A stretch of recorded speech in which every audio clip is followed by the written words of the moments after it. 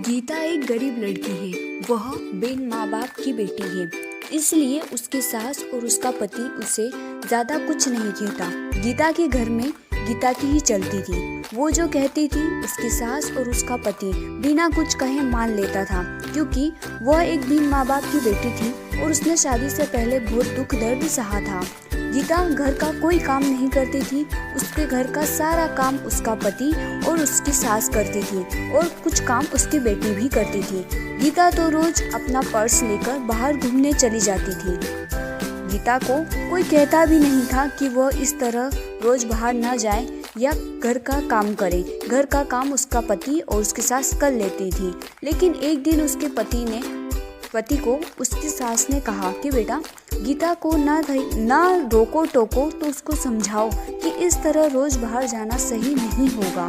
हाँ, वो बाहर जा सकती है, पर वो अगर कभी कभार जाए तो ठीक है, लेकिन अगर वो इस तरह रोज बाहर जाएगी तो हमारे समाज के लोग क्या कहेंगे।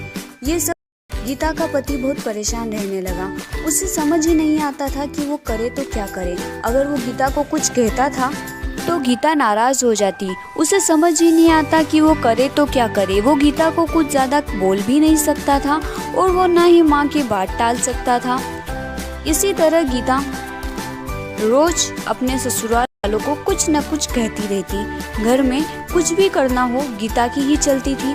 वो अपने पति और अपनी सासू को बहुत बातें सुनाती थी। अगर उनसे कोई काम ठीक से नहीं होता तो भी वे उन्हें डांट लगाती थी। फिर भी उसका पति और उसकी सास चुपचाप उसकी सारी बातें सुनते रहते थे, ये सोचकर कि कभी ना कभी गीता को एहसास होगा कि वो जो व्यवहार करती है वो सही नहीं है।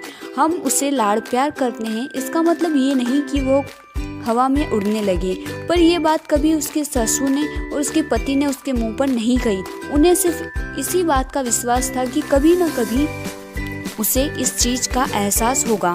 एक दिन ऐसे ही गीता अपनी सहेली रश्मि से मिलने जाती है। वो दोनों काफी दिनों के बाद मिलती है।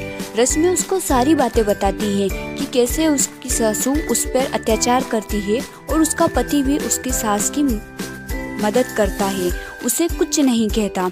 उसकी सास उसके पति को उसके खिलाफ भड़काती भी रहती है। वो चाहे कितना भी काम कर ले, कितनी भी अच्छी तरीके से घर की सारी साफ सफाई करे, सारा काम करे, फिर भी उसकी सासू उसमें नोकझोंक निकाली देती थी और उसका पति भी उसकी माँ का साथ देता था।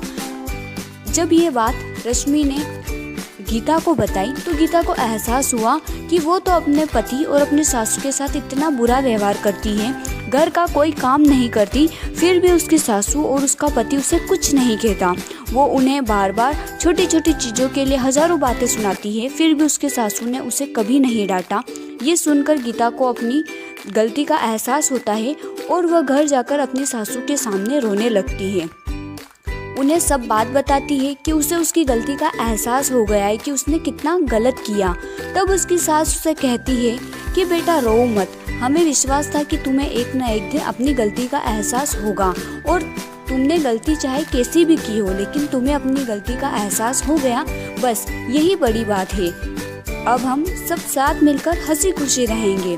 तुम बिल्कुल शौक मत मनाओ, क्योंकि हमें पूरा भरोसा था कि तुम एक अच्छी लड़की हो और तुम्हें एक न एक दिन अपनी गलती का एहसास जरूर होगा। इसके बाद गीता और उसका परिवार साथ मिलकर हंसी खुशी रहने लगा। वो सब मिलकर सारा काम करते और हंसी खुशी जीवन यापन करते। अगर आपको स्टोरी अच्छी लगी हो तो वीडियो को लाइक और चैनल को सब्सक्राइब जरूर करें। इसी तरह के ग्रीन इफेक्ट वाले वीडियो के लिए यह स्टोरी कार्टून वीडियो आप अपने वीडियो पर यूज़ कर सकते हैं। इसमें कोई कॉपीराइट नहीं आएगा।